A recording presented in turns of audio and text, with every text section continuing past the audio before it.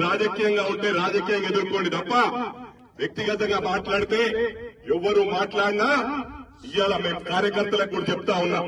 మొత్తం రాష్ట్రంలో తెలంగాణ రాష్ట్రంలో వ్యక్తిగతంగా మన ముఖ్యమంత్రినన్నా ఎవరినన్నా ఇంట్లో గుసాయించుకుంటుండే అయితే కేసులు తట్టుకోలేము మనం.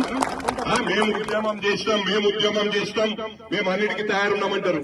ఎక్కడ ఇవాళ కుల సంఘాలు, ఉద్యోగ సంఘాలు, టీచర్లు అందరు కలిస్తే తెలంగాణ వచ్చింది. ఎంజాయ్ చేసేది మీ కుటుంబం. మీ ఇంట్లోకి ఒక్కరైనా పోయిందా? అగ్గిపెట్ట దొరకలే అని చెప్పి శ్రీకాంత్ చారిని పంపించారు మీదికి. అది మీ చరిత్ర. ఇవన్నీ కూడా ప్రజలు గమనిస్తా ఉన్నారు. కాబట్టి నేను ఇక్కడ క్యాడర్ కూడా చెప్తా ఉన్నా, ఎవరైనా వ్యక్తిగతంగా మాట్లాడితే వదిలిపెట్టకండి. మీరు భయపడితే అవసరమైతే నా మీద వేసుకుంటా కేసు. నా మీద 100 కేసులైనా నేను వెనుక గాను ఈ సిస్టాన్ని మార్పాలా, ఈ అవకాశ రాజకీయాలను మార్పు రావాలని చెప్పి కూడా ఈ సందర్భంగా తెలియజేస్తా ఉన్నా. మోహన్ నాయక్ అన్నకు మాటిస్తా ఉన్నా. మోహన్ నాయక్ అన్న పొద్దున మాట్లాడినప్పుడు నేను దాదాపు ½ గంట పట్టింది కన్విన్స్ చేసిన కన్నాడు. నేను ప్రతి తాండా ఈ రోజు తిరిగి 17th నాడు పెద్ద ఎత్తున జాయిన్ అయితన్నా. ఈ రోజు నా ఒక్కొక్కరికి కండవా నేనన్నా కండవా వేసి వెళ్తాము. వేసి వెళ్ళాక కాంగ్రెస్ తరఫున పోయి అందరు రిక్వెస్ట్ చేయండి, అన్ని తాండాలు ఏకం కావాలి.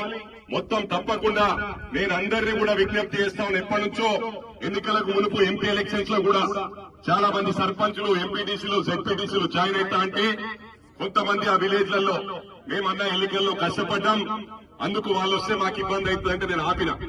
ఇవాళ వీళ్ళకు కూడా రిక్వెస్ట్ చేసిన, ఎవరైనా వస్తా ఉంటే వాళ్ళ గుర్తింపు వాళ్ళకి ఇస్తాం. మీ గుర్తింపు మీకుంటది.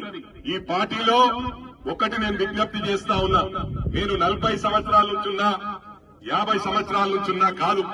బుల్లెట్ దిగిందా లేదా లెక్క అని ఎంత చేశాడో లెక్క.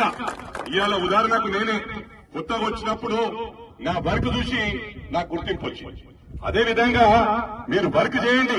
రేపు మళ్ళా కాంగ్రెస్ మాతోనే వచ్చిందనే విధంగా ప్రతి ఒక్క కార్యకర్త కృషి చేయండి. మీకు అండగా ఉంటా.